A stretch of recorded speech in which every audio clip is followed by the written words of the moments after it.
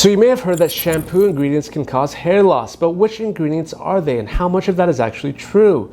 Should you be worried about the shampoo that you're using right now? In this video, I wanted to go over some ingredients in shampoo that you may want to avoid if you're experiencing thinning, hair loss, or a receding hairline, or already in the process of treating your hair loss with products for regrowth. And you want to minimize anything that's going to reverse all your hard work. So you definitely want to stay tuned till the end. Also guys, do me a quick favor and hit the like button down below. It helps this video get found by more people, and you'll also help make my day. And just for doing that, here's a picture of a cute baby cheetah. So it's obvious that shampoos are mainly used to clean your scalp and hair, but they also do other important things too, like make your hair smell and feel nice, remove the previous products in your hair that you've used, and tackle problems like oily hair or dandruff. But in order to do all these things, some shampoos go as far as adding 30 different ingredients, all with their own unique purpose. You get your detergents, your conditioning ingredients, some thickeners to make the shampoo feel thick in your hand, sequestering agents to prevent soap scum like EDTA, preservatives to keep germs from growing inside your shampoo bottle, and some other ones too. Now, you might be fine with these ingredients and have no reaction at all to them, and this video isn't to say no one should be using shampoos that contain any of these ingredients, but for others that might have a sensitive scalp, more prone to hair issues, then it may be best to consider avoiding some of these ingredients that we will mention, especially if you're using these shampoos long term, right? A shampoo maybe a few times, let's say if you're at a hotel and that's your only option, maybe fine, but for everyday use, let's take a look at the first ingredient, sulfates. This is because they are too effective at cleaning actually. Some people can do fine with them, but for anyone with naturally dry, curly, or frizzy hair, then you may benefit by avoiding sulfates like sodium lauryl sulfate in your shampoo. This is because sulfates could increase the dryness and frizziness since it increases the friction in your hair. The friction is said to strip the natural oils and the natural moistures in your hair right out of it. Once the natural oils and moisture are removed from the hair, hair breakage becomes more common. And you can start to notice more shedding too from that.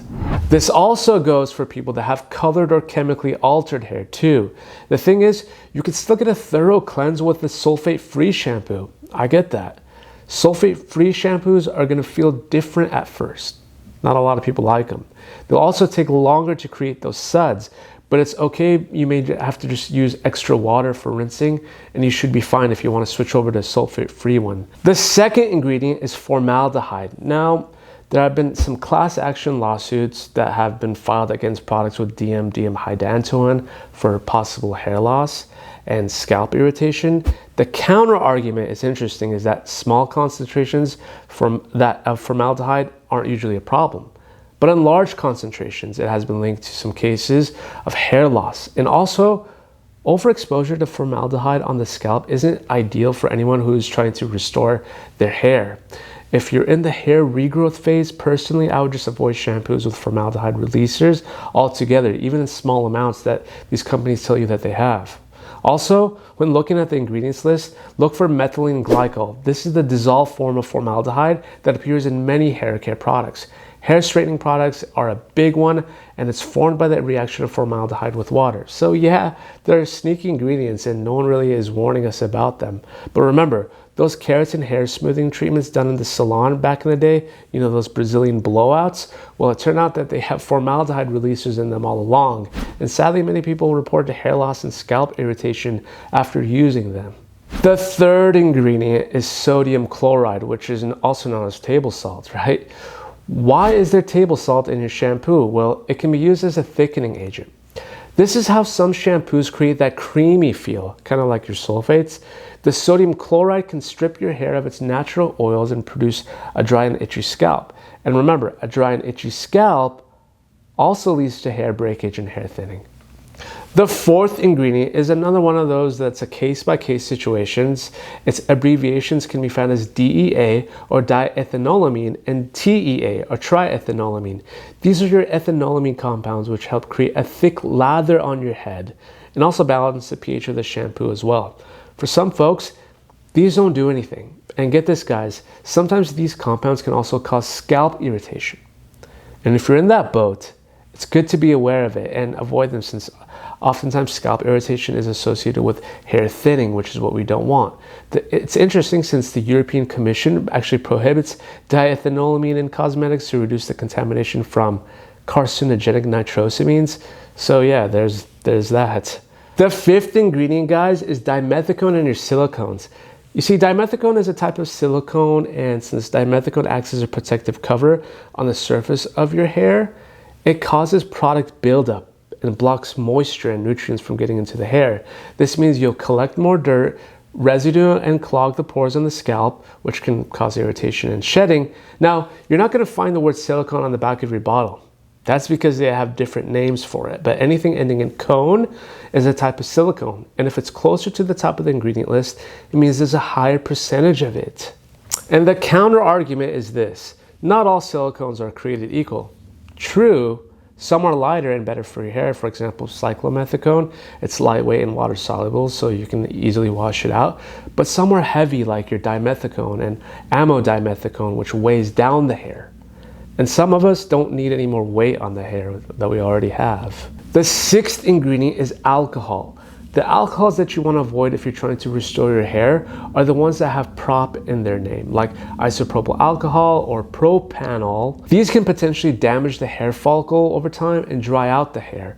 Cetearyl alcohol and stearyl alcohol have their benefits and are fine since they are long-chain fatty alcohols and behave a lot differently on the hair. So definitely watch out for those alcohols in the shampoo products. And lastly, the seventh ingredient, which is benzene. Now, most of the shampoos that contain high levels of benzene have already been recalled here in the US. If you're living in other countries though, keep an eye out for them. It's a widely used industrial chemical found naturally in crude oil, gasoline, and even cigarette smoke. Manufacturers frequently use it to make our plastics, our synthetic fibers, rubbers, your detergents, your dyes, and so many more options. And the biggest problem is the fact that it's linked back to leukemia. The sad thing is, it has no role in absorbing hair oils or masking odors. So what's it doing in your hair products and dry shampoos? The most likely explanation is through contamination during the manufacturing process. So check the contents of your dry shampoos or hair and skin products for butane or isobutane or propane. If any of these are mentioned and the label does not specifically state that the product is benzene free, I would just get rid of it. These are the 7 ones that I would personally focus on if I'm trying to regrow my hair. If you wanted to eliminate even more, you most certainly can. Some of these are more controversial, so take these with a grain of salt.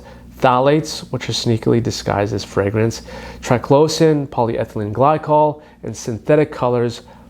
These are some other ones that if you wanted to just keep ruling out the ingredients out, you could also rule those ones as well. Feel free to comment down below and what else I missed if you think that there's more products to add to this list. And guys, I'll also leave for you some shampoo options that are clean and focus on hair growth that you can check out in the description box down below. It'll be an affiliate link and not a sponsored one, which if you want to support the channel, you can by purchasing through the link. But I'm more curious to hear from you guys though. What are your thoughts on which shampoo ingredients to avoid for optimal hair health? Would love to read what you all have to say down below. If you did find this video helpful though, subscribe and turn the bell on to stay up to date with more future videos, and I'll see you guys on the next one.